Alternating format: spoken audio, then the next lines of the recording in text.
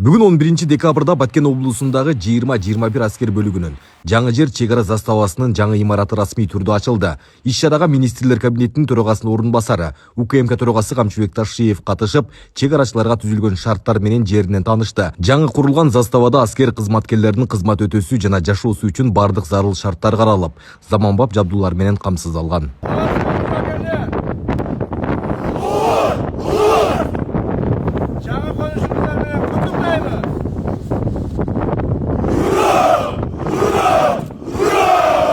Bugün biz şu Жаңы айылында өзүбүздүн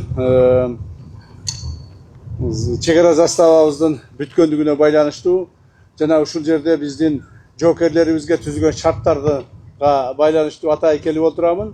Ошону силерге ачып берейли деп. Өзүңүздөр жакшы билесиздер, урматтуу бүгүнкү жыйындын катышуучулары, биздин чегараларыбыз коңшуларыбыз менен толук бүттү. Мындан ары эми чегараларды тынчтык жол менен коргошубуз керек. Чегараларыбызды коргоп, чегараларыбыздан эч кандай чегара бузуучулукка катталбаш үчүн силердин жашоо турмушуңарга, иштөө шартыңарга, кызмат кылууңарга мамлекет тарабынан камсыздык көрүлөт. Урматтуу президентибиз Садыр Кожоевич, Кыргыз Республикасынын куралдуу күчтөрүнүн башкы кол башчысы президентибиз Садыр Кожоевичтин биздин алдыбызга койгон негизги тапшырмалардын бири кызмат кылган биздин жоокерлерге шарт түзүү. Мурдагыдай жоокерлерди кызматка алып, эми кызмат кылып атасың, кандай жасаң ошондой жаша деп таштап коюу эмес. Силер биздин коргоочуларсыңар. Силер биз үчүн, мамлекет үчүн кызмат кылып атасыңар.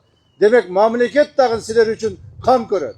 Мамлекет дагы силер үчүн силердин кызматыңарды ыңгайлуу шартта, жашоо шартыңа ыңгайлуу мезгилде кызмат кылууга биз бардык аракеттерибизди жумшайбыз. Ошондуктан урматтуу жоокерлер, дагы бир жолу алдыңарга коюп кеткен талаптарымдын эң негизгиси чегараларыбызды толук таза, эч кандай чегара бузуучулукка жол бербестен кыймыл аракетиңерди, кызматыңарды өтөй бергиле.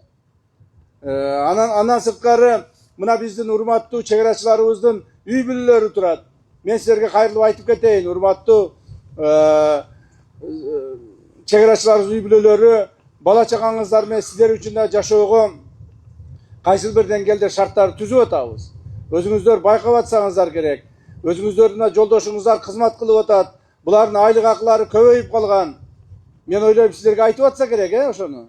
Айлык акын апарып берип атабы? Же мурдагыдай эле аз деп атышабы? Жакшы болуп калды. Ошондуктан сиздер дагы кол кабыш кылып, кубаттап, колдоп турасыздар деген чоң үмүттөмүн. Рахмат барыңыздар. Мына жакшылыктар болсун. Рахмат. Siz солдаттардын шартын аябай чоң урасыз. Урматтуу аксакалдар, өзүңүздөр билесиздер, мына армияда кызмат кылгансыздар, балдарыңар кызмат кылып атат, билесиздер. Солдаттын эң жакшы көргөн жери бул столовой болот. Ашканасы болот. Ашканада жакшы болсо, ашканада тартип болсо, ашканада ушу тамак аш таттуу болсо, кызмат дагы таттуу болот. Ошондуктан мына булардын ашканалары, отуруп тамак иче турган, постоянно булар эми баягы дежурство кеткендери бар, калгандары бар. Ошондуктан кезек менен тамактанышышат. Кана нан остигиздерчи, кана. Эгер нан остигиздер. Сымылар, иштер болсун, жакшылыктар болсун. Эми аксакалыбыз ким? Дуа кылыңыз. Jamla. Amin. Bakkaratın kettirkelersin, pedikudadan keleyintilersin, şirketkanın içine götürülen dağını koyduk, şimdi de onların dağını bölümü iletişim kızmak Айтчы, кайсы жерди коргоп атасың? Жаңы жер чегара заставасы мамлекеттик чегараны 16 шақырым оралып кайтарат. Азыркы учурда мамлекеттик чегара инженери жактан 11 километр жабдуулоо жүргүзүлдү. Анын 9 километри Тез үлгүсүндөгү инженер технологиялар менен 2 километри Регоза үлгүсүндөгү инженер менен тосулду. Кош тарапта чегара заставалар, 3 чегара заставасы жайгашкан, алар Кистовар чегара заставасы, Ходикенжа жана Санжизор чегара заставалар кайтарат. Палаттың өзі құрамы 60-70 әскер қызметкерін түзеп, шекара заставасының орық тарауында кіші бар сайын жағашқа тәжік республикасының. Ол жолды халықтың саны 80 мың халық түзет. Бұлар тараптан қанша чегара заставасы болса, biz тараптан да ошончо чегара заставасы болот. Бұлардың чегара заставасының içinde қанша солдат болса, 40-тан. Bizde daha 40-тан болот. Мурдагыдай ким каалагандай койбойт. Эмечи? Бул биздин ошол баягы келишимибизде, эки мамлекеттин келишиминде ошол нерсе каралды. Анан кийин чегара заставасынын içinde баягы оор техникалар болбойт. Так биз аларды булар менен кошо сүйлөшкөнбүз. Бул жерде чегараны коргой турган гана жеңил жанагы куралдар менен колдонгонбуз. Анан сырткары мына берип турсаңыз, анан сырткары мына биздин чегара мына турабы? Так точно. Сиздин ушул чегараны коргоочу мынау эмеңиз жанагы эмне деп коет? Аймагыңыз. Аймагыңыз. Ушул жер канча километр дедиңиз? 16 чакырым. 16-нын канча километр ызыл тартылып? 11 километр.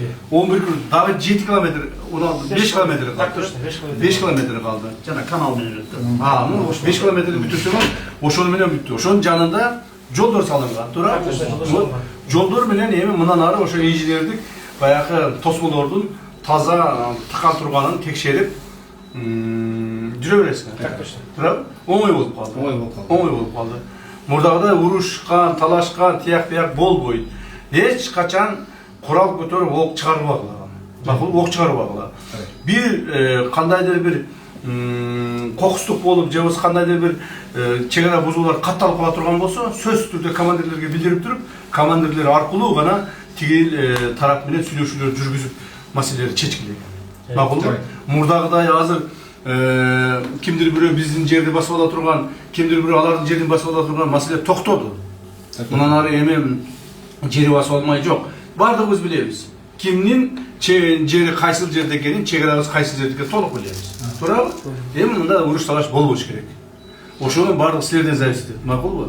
Силерге байланыштуу болот. Сенин кылган ишиңе, сенин ошол солдаттарга үйрөткөн үлгүңө жараша болот. Эмне жетпейт, айтчы шуну. Мына эмеге сен ушул заставанын башчысы, туурабы? Так точно. Эмне жетпейт заставага? Азыркы учурда жолдошторго бардык нерсе менен камсыздалды 100%.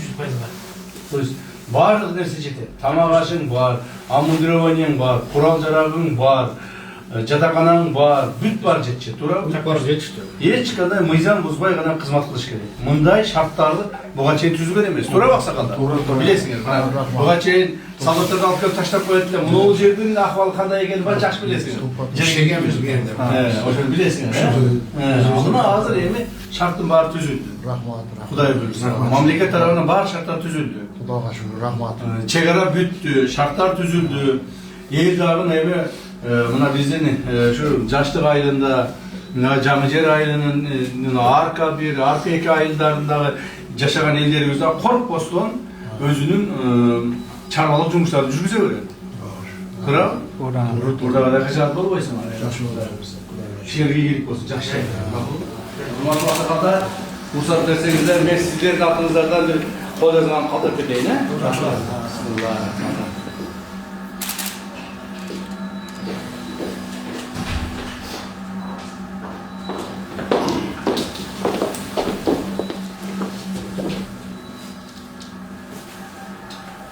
чегара маселеси чечилип бүгүнкү күндө. Чегарасыздыктар аныкталып, мына чегарасыздыктардын негизинде чегара жанагы тосмолор коюлуп, мамлекетибиз эми мындан ары ушул чегаранын сызыгында жашаган элибиздин коопсуздугу камсыз болду. Мындан ары буюрса сиздер тынч эсен аман, коркпостон, эртең бирөө кирип келе калат дебестен, бала чакабыз жабыркат дебестен тынч жашоого шарт түзүлдү. Ошондуктан ошондон бери мына чегаранын тосмолору тартылгандан бери мен биринчи келип текшерип көрүп кетип атамын. Сиздерге ушу чыдамкайлыгыңарга ыраазычылык билдирем, рахматымды айтамын. Да кааласа мындан ары тынч жашайлы. Ушу тынч жашоодо деле баары бир чегараны коргош керек. Баары бир чегараны биз мындай сактыгын карап турушубуз керек, сак болушубуз керек. Ошондуктан биздин ушу чек араны коргогон солдаттарыбызга, чек арачыларыбызга шарт түзүп атабыз. Өзүңүздөр шарттарды көрүп атасыздар. Жылуу жумшак, таза, иштегенге, окуганга, жашаганга мүмкүнчүлүк түзүп атат. Ушулардын баардыгын мамлекет тарабынан камсыз болуп атат. Кудайга шүгүр, мамлекетибиз бүгүнкү күндө бутта тура баштады. Кайсы жерге барба, кайсы ишти кармаба, азаздан бутта тура баштады. Мен айтпайм баары бүтүп кетип атат. Бирок бүткөнгө багыт алдык да, шарт түзүлүп барды. Ушул 5 жылдан бери, мына 6-жыл иш болуп атат. 5 жылдан бери чегераны гана бүтсө экен деген үмүтүбүз бар эле. Бардык күч аракетибиз ушул жака жумшадык. Акылыбызды, эсибизди, убактыбызды өзүңүздөр билесиздер, мен бир нече деген 10 жыл ушул жерге келип кеттим. Убактыбыздын баары ушул жака кетти. Мына чегераны бүтүп алдык, ички проблемалар менен албуруша баштадык. Быйылкы жылы ички проблемаларды чечүү үчүн көптөгөн жумуштар аткарылды. Бир маселени айтайын, мамлекетибиз боюнча 1500 километрден ашык жол курулду. Бул мамлекеттин эски жаңы тарыхында болгон эмес. Салыштырмалуу айтканда, мамлекет эң көп болсо 150, 200, 300 километрге чейин жол курчу. Азыр мына 4-5 эсе көп жол болду. Ушундай темпеде дагы 2 жыл кызматка турган болсок, Кудай кааласа, элибиз кыйла мындан туруп калат. Ошондуктан эмне айтам мен? Тынчтык болсун, десолту болойлу, ойноп күлүп иштеп жүрө берели дегендей максат. Рахмат.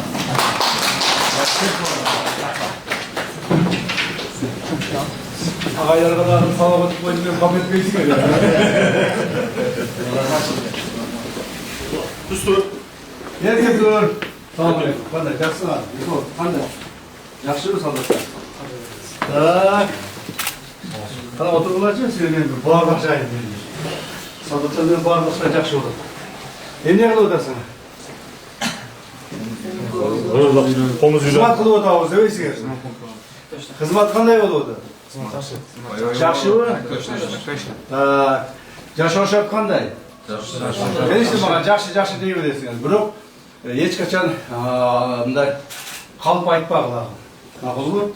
Таза сүйлөгөндү, таза жүргөнгө аракет кылгыла.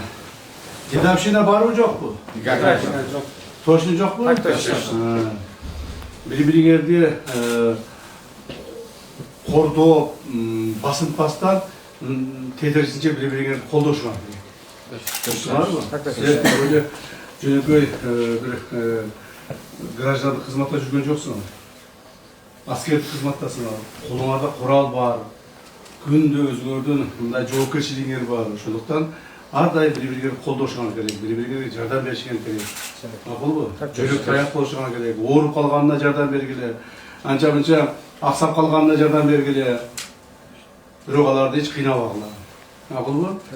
Шарттарды мына жакшы болуп калды. Көрдүңөр, бүт шарттар түзүлдү. Комузду үйлөндүңбү? Ким чертет комузду? Я. Чертет.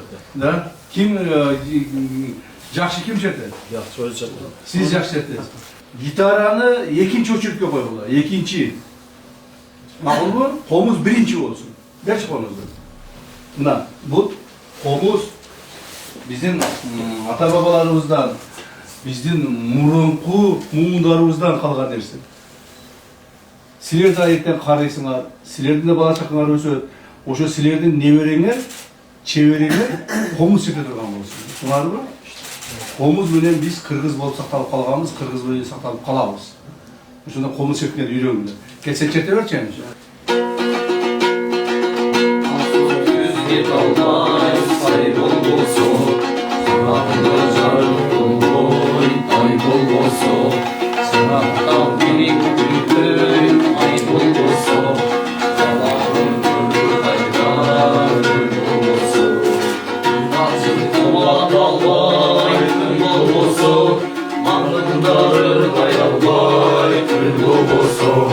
Düşmanın taslaları sür olsun,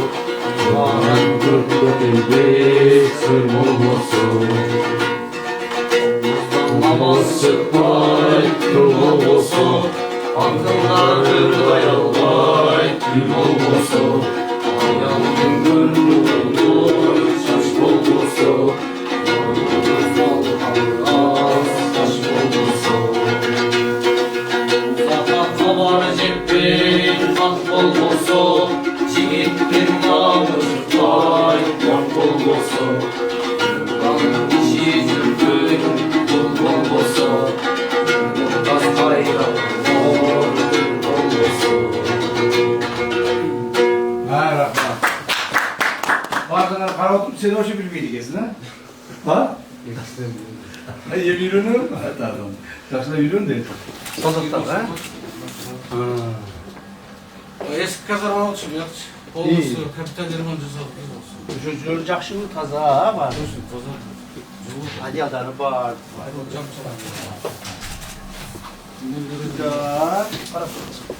Кемелери бар. Зубная паста, мыло, бритва бардыгы бар, а?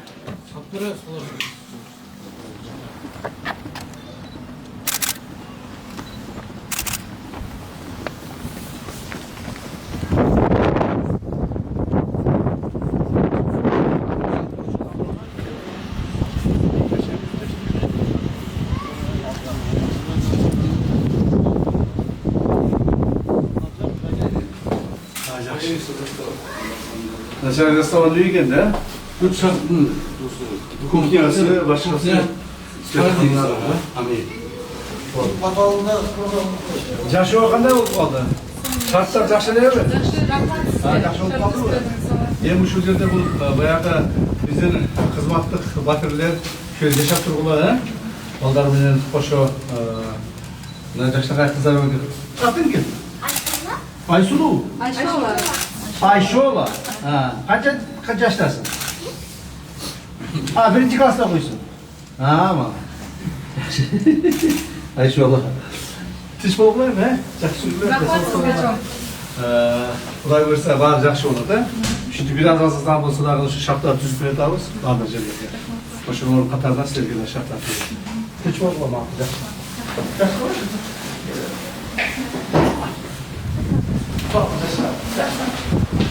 Мында чегара кызматкерлери үчүн 2 кабаттан турган 40 батирлүү жаңы турак жайда курулуп пайдаланууга берилди. Буга чейин бул чегара заставасында аскерлер үчүн жетиштүү шарттар түзүлгөн эмес. Кызматкерлер ар кайсы жерлердеги ижара үйлөрүндө жашап келишкен. Айдеркен шаарынан келип атам бул жакта. 2021 жылдан бери ушул жакта кызмат өтөм. 2021 жылы 2023 чейин ушул жакта заставасынын орун басары кызмат өтөсөм. Азыркы учурда 2025 жылдын июнь айынан тарта ушул заставанын башчы кызмат ордунда кызмат өтүп келем. Буга чейин биз квартиралап жашап келсек, азыркы учурда мамлекет тарабынан бардык шарттар түзүлүүдө. Азыр ушул заставага бардык шарттары менен 40 квартиралуу жаңы орундар түзүлдү. Биздин аскер кызматкерлерине мындайча айтканда жакшы шарттар түзүлүп берип атат мамлекет тарабынан. Мамлекеттик чегаранын ушул заставанын аймагында толук инженерлик тосмолор тартылып, жолдор жасалды. Булар чегара қызметтерин кыймыл аракеттерин жакшыртуу максатында чегара бузуучуларды ыкчам кармап, аларга жол берүү максатында шарттар түзүлдү. 20-21 аскер бөлүгүнүн жаңы жер чегара заставасы Лейлек районунун Достук айылында жайгашкан. Бул объекттин курулуш иштери 2023 жылдын август айында башталып, 2025 жылдын октябрь айында толук аяктады. Учурда чегарачылардын кызмат өтөөсү жана жашоосу үчүн бардык шарттар түзүлүп, аймактын чегарасын күзөтүү мүмкүнчүлүктөрү бир топ жакшырды. Айбек Исабеков, Замирбек Тойчубаев, Регион.